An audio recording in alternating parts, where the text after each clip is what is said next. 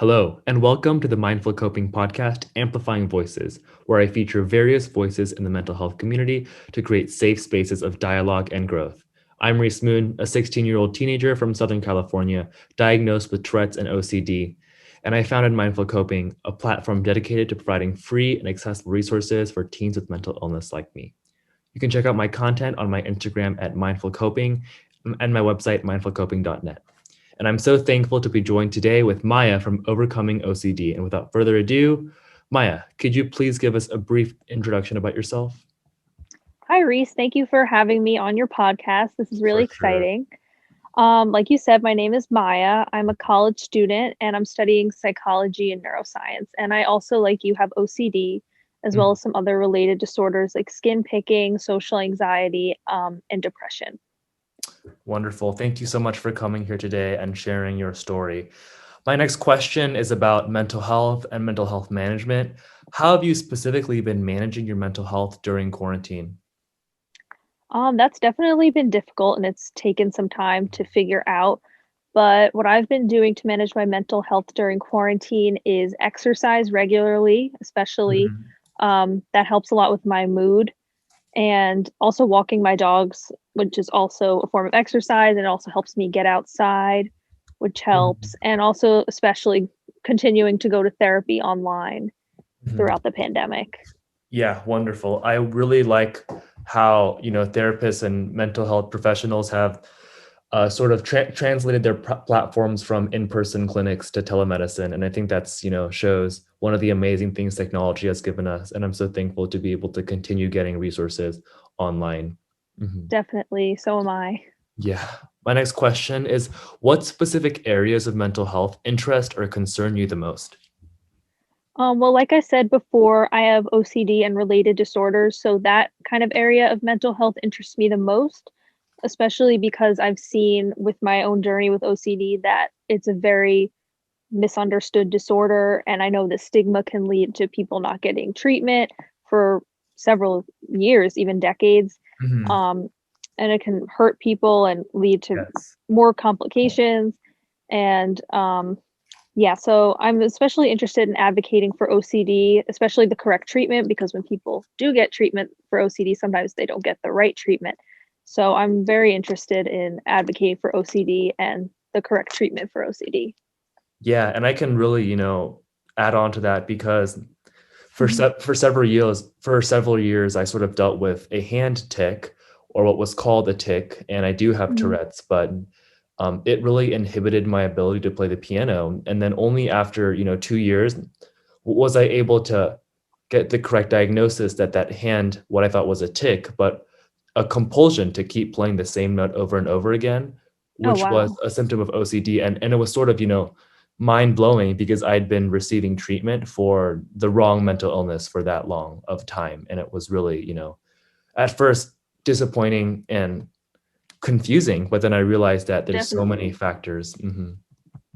Yeah, that must have been really difficult. I'm glad you finally got the right treatment, but I hope that in Yeah, the future it doesn't have to take that long for people for to get sure. the right treatment and Mhm. diagnosis. I definitely agree. My next question is a little more personal. What has your journey of mental health awareness and wellness been? Well, my journey to mental health wellness was definitely before my I started getting into mental health awareness because in Mhm. the beginning of my mental illness, I was very ashamed of having it. So I pretty much only told my immediate family, Mhm. and some very close family friends. Um, yeah, so it took me a while. I had to pretty much get to a place where I could manage my mental illnesses before I could start spreading mental health awareness. So, I mean, it's kind of a long story, but I've always been an anxious child. And then right before I entered high school, my OCD really ramped up and became pretty severe. And so, after going to like a pediatrician who recommended a talk therapist, which didn't help. Then I Mhm. went to like several other therapists, but I was receiving the correct treatment, but once a week wasn't working, unfortunately, because I was so severe. So, what really helped me was going to intensive treatment. I went to residential treatment, um, several hundred miles away from home, which was difficult because I Wow. was only 16. Yeah. Uh-huh. That really helped me get better because I was able to receive the correct treatment pretty much every day, several hours a day for a few months, which really helped me get to a place where I could manage my mental illness and start spreading mental health awareness. Hmm.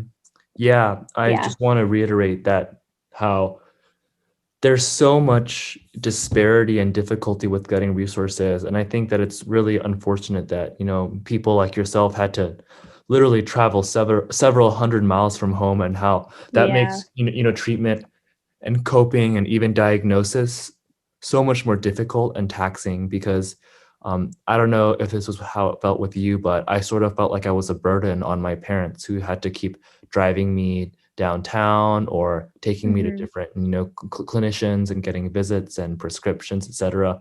But I think that, as I matured and grew up and realized and came to term with my illness, I realized that, my parents are such an incredible support system that I could rely on. And I am so deeply thankful for them. But there are underlying issues that we should address as a community, like access to diagnosis and prognoses and getting that treatment and therapy. Mhm. Yes, definitely. I can definitely relate. I'm glad your parents are such a good source of support for you. I can relate, thankfully. My parents Sure. pretty much were willing to do anything they could to get Yeah. me help, but like you said, they had to drive me into, like, a nearby city, which is, like, an hour away once a week, and, yeah, Mhm. that definitely I felt like I was a bit of a burden on them, but they told me, "We chose to have you and to deal with whatever challenges that might bring," and that really Mhm. helped me. So I'm very lucky too to have their support. Me as well. Me as well. My next question is along the lines of mental health promotion. Was there Mhm. an inciting incident? And if so, what was it that made you start promoting mental health? Yeah, there actually was, an inciting incident. So, like I said, I went to residential treatment, and once I was discharged, my mom was in contact with a few parents of children who were going to go to that same residential treatment, but the kids were very hesitant to go, and they didn't know what to expect, and they never had met anyone else with OCD before that they knew Mhm. of, and my mom asked me, "Will you talk to these kids on the phone and Mhm. tell them about your experiences there?" So I talked to them on the phone and I realized, like, just like me before I went to residential treatment, they thought they were the only ones feeling this way. Um, they thought the hospital was going to be scary. They Mhm. just didn't know what the treatment would be like. And that's when I realized, I mean, after I talked to them, they went to the residential treatment and got better. So I realized I can make a difference. And Mhm. also how little people talk about mental health. It was pretty sad that all of these kids, including myself before I went to residential treatment, thought that they were the only ones struggling with this. Meanwhile, it's a pretty common illness. I mean, 1 to Mhm. 2% of the population is pretty common. Yeah, it is. So that And I just wanted to point out how, not even talking about the stigma in our general society, even among the mental health community or mental health survivors, exactly. there is still a stigma. And when I just, published my platform earlier, during the summer of 2020, students from my own school had reached out, letting me know that, oh, I also have OCD, or I dealt with a tic disorder. And Wow. even, showing that people around me, um, even it's like so hidden, and we need to increase the amount of open dialogue. And although for me it was harder for me to hide things like tics, because of course there's vocal and motor aspects that took me many years to be able to even control. But especially with OCD, I think that my symptoms that I dealt with OCD were more hidden, but equally taxing and super important to discuss and talk about. And it's hard because it feels like sort of you're the only one dealing that way, even though that's not true. Definitely. It sort of feels that way. Mhm. Yeah, I can totally relate. It's amazing that people reached out to you once platform, and I bet you Mhm. made a lot of people feel less alone. I can kind of relate with that. Mhm. Once I started my mental health account, some people from my old high school started following me, and they messaged Mhm. me that they had struggled with OCD too. And what Yeah, surprised me is that, like, I would have never known, even though I have it myself. Like exactly. you said, it's so hidden. Uh-huh. And I also think that part of that comes from the diversity of symptoms and experiences that every person has, that's so individual and unique, Right. that makes it, I sort of, that brings us to a different topic, but just briefly, I wanted to mention that, the portrayal of OCD in the media or in Right, TV yeah. shows is just like, it's one thing, and Doesn't help. usually it cleaning or something like that, which is just one tiny aspect of a very, very complex and layered disorder. Yeah, definitely. Yeah, the media doesn't really do the best job Uh-huh. portraying OCD, I especially for agree. people who don't suffer with contamination or perfectionism themes, which is a lot of people. Exactly, exactly. My next question is, are some of your own compulsions and obsessions more severe than others? And if so, how do you cope with them? Yes, definitely. After I did intensive treatment, my more severe obsessions and compulsions kind of showed themselves by being, I guess, more frequent to show up and harder to kind of like Mhm. calm down. For me, those have been contamination and scrupulosity, moral and religious. Uh-huh. So for people who don't really know what that means, it means I like have obsessions about being a good person or whether or not I'm following my faith correctly, things like that. Contamination's a little bit more self-explanatory, but for me, it's not necessarily fears of getting sick. It's just like fears of feeling physically dirty. Those Mhm. have definitely been more severe. Mhm. Um, and I've coped with them by continuing doing exposure and response prevention therapy Mhm. even Mhm. after intensive treatment. I think continued therapy after intensive treatment is very important because I know probably like you said, because so many people just don't talk about it. People think, oh, I can do this intensive treatment and be done, and the disorder will never come back, which unfortunately isn't true. So I've been continuing Yeah. therapy. Yeah, it's really unfortunate. Yeah. I I've been trying. Oh, sorry, you could go ahead. yeah, I just wanted to say I completely agree that, I also had a similar bout of therapy where I did CBT for my Tourette's, cognitive behavioral therapy.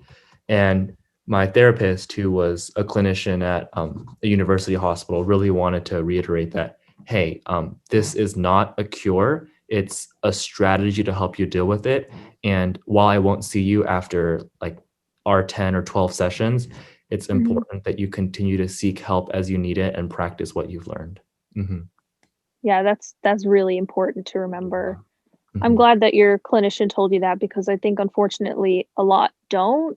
I Mm. mean, they might Mhm. say you should continue therapy, but they don't like emphasize how important it is. Yeah. And with my OCD, my personal symptoms, I had various, symptoms with regards to like, tapping and pressing, and that Mhm. really inhibited my piano playing. And I was a competitive pianist from the age of around 5 or 6 years old. And Oh, in wow. middle school, it made it, as you would assume, literally impossible for me to play like a scale on the piano or a couple of really basic notes. And it was so confusing because at that time I had thought it was a tic, and I was wondering Uh-huh. why all of these other, strategies weren't working. And it was sort of heartbreaking because for several years I had to stop playing the piano and I stepped away from it. And I've been recently getting back into it for fun, but not being able to play at that same level or on those same competitive stages is something that I'm still learning to cope with and accept. But, I've learned so much from that experience. It must have been really hard. I'm sorry you had to go through that. No It just worries. shows Yeah, how OCD can just take away so many things I that completely like agree. when we have no control over. But I'm glad you're getting back into it for Yes. fun. Thank you so much. My next question is, what steps are you taking to put yourself on the path to mental wellness? Like I said, I'm continuing to go to therapy. I'm continuing to take medication. Um, and I'm the main thing is I'm continuing to push myself, especially when I don't want to. Hmm. So for people who don't know, exposure therapy pretty much means you have to expose yourself to your worst fears, starting with the not as bad fears, of course, but right now I'm going on to tackling some really hard fears that I never ever wanted to address. Uh-huh. So I know that in order to live the life I want to live, I have to keep pushing myself. Yeah. Um, yeah, which is, as you know, is very difficult. So that's pretty much what I've been trying to do. Um, Hmm. Yeah. I really want to commend your courage because while I don't suffer from a lot of, the mental obsessions and a Mhm. lot of my OCD dealt with, the tapping, pressing rituals, I have heard personal accounts of how taxing and traumatic those things can be. So I really want to um, commend your courage for being able to tackle those head on and deal with a lot of that emotional response. Thank you. Yeah, it definitely is hard. I commend pretty much everyone who's in OCD recovery, Hmm. like for any reason, like what no matter what your OCD is, it's just so difficult. Yeah, So I we all completely deserve agree. like an award. Yes, I would totally be down for that. Yes. My next question is, what OCD resources, especially free and accessible ones, would you want to share with our audience and our readers? So the first one is Mhm. definitely the International OCD Foundation and the Peace of Mind Foundation, which I believe are now part of the same foundation. Mhm. Um, IOCDF.com has a lot of amazing resources of free resources about OCD and treatment and how families can help. And also, I believe they have a tab where you can find OCD specialists in your area. Oh, wonderful. Um, yeah, which I think is very important because a lot of therapists claim to treat OCD, but they don't really treat Yes. OCD. Uh-huh. Yeah. I And oops, you can go ahead. Oh no, go ahead. Go ahead. Okay, thanks. I have a few Mhm. resources. Another one is Kimberly Quinlan's online CBT school.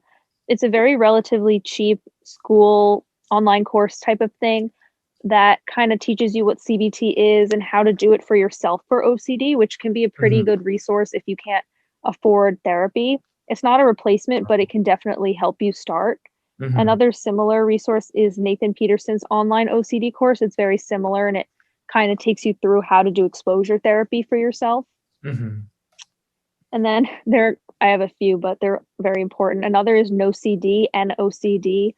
Mhm. It's an app, and I believe they can connect you with a trained professional for OCD for a pretty low cost. And they say that they cover lots of insurance, take lots of insurance. So that's pretty helpful. And Mhm. then there are a few like Instagram accounts that I've found pretty helpful for OCD. One Perfect. is A Penny for Your Intrusive Thoughts, and they have an anonymous Google form where you can write your intrusive thoughts and then they post them anonymously. So pretty much you can just see that you're not alone, you're not the only one having these thoughts. Mhm. Um, Another great one is Unstuck, an OCD kids movie. Mhm. It's a very great resource for parents, of kids with OCD and kids with OCD. It follows, I think, 5 or 6 children and teenagers who have OCD and how they got better with treatment. And then I have 2 more. I know this is a For long sure. list. Perfect. Not Alone Notes. You can sign up on, I think, their website, and you can be sent a note by a team of amazing people who have OCD, and they pretty much just send you a note, tell you you're not alone. Yeah. I think they also have something called Not Alone Totes now, and you can sign up Mhm. on their website, and um, they send you a tote with a bunch of free resources, which I think is amazing. Wonderful. Uh-huh. And then the final one is Rogers Behavioral Health, which is where I went to residential treatment, and I can't thank them Mhm. enough.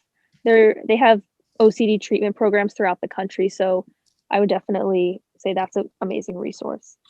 Wow, I will definitely put all of these resources in the description and share them on all of my platforms once the podcast is released. But I want to thank you for sharing all of these resources because I know that even if people have access to the internet, it can be hard to sort of be like, okay, where do I Definitely. start, right? Because the internet is so vast and it's quite a niche that we're looking for. So thank you for sharing these Right. amazing resources.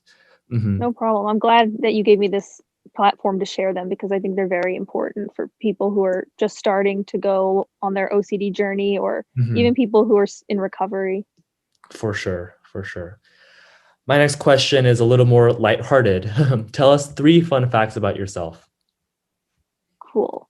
I have 2 Portuguese water dogs. Their names are Mhm, Panda and Minnie, and I love them. They've helped me with my mhm, mental health, and I don't know, I just love dogs. mhm. Um, Another one is that I've been to 4 of the 7 continents. I think is pretty Nice. cool. Mhm. And the final one's pretty specific.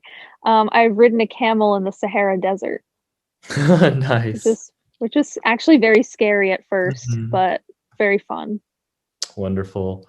My last Yeah. question for you today is, what are three takeaway points that you'd like to share with the audience or the readers?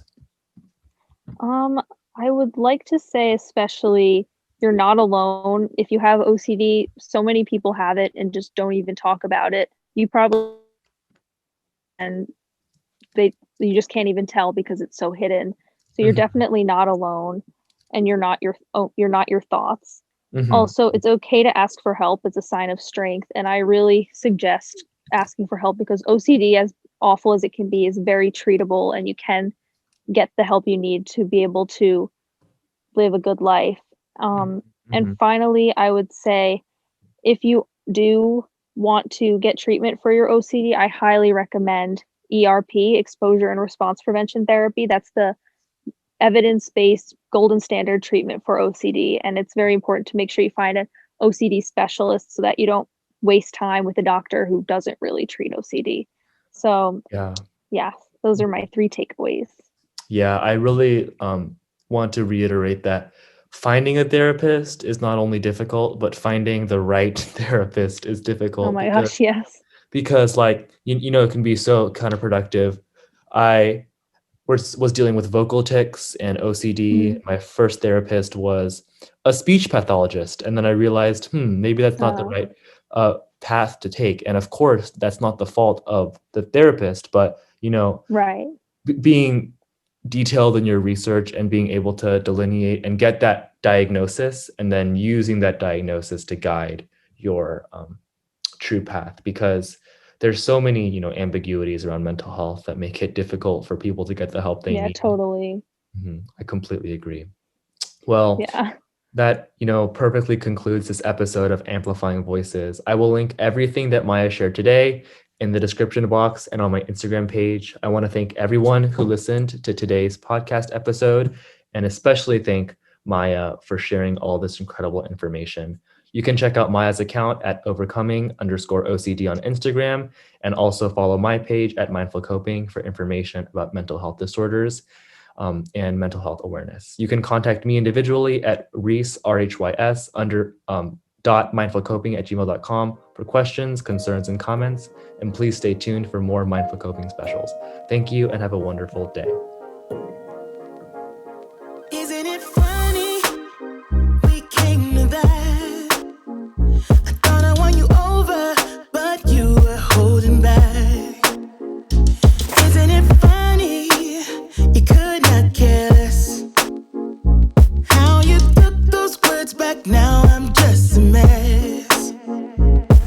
I'm running away from escaping dreams of yesterday. Convincing me this cannot be.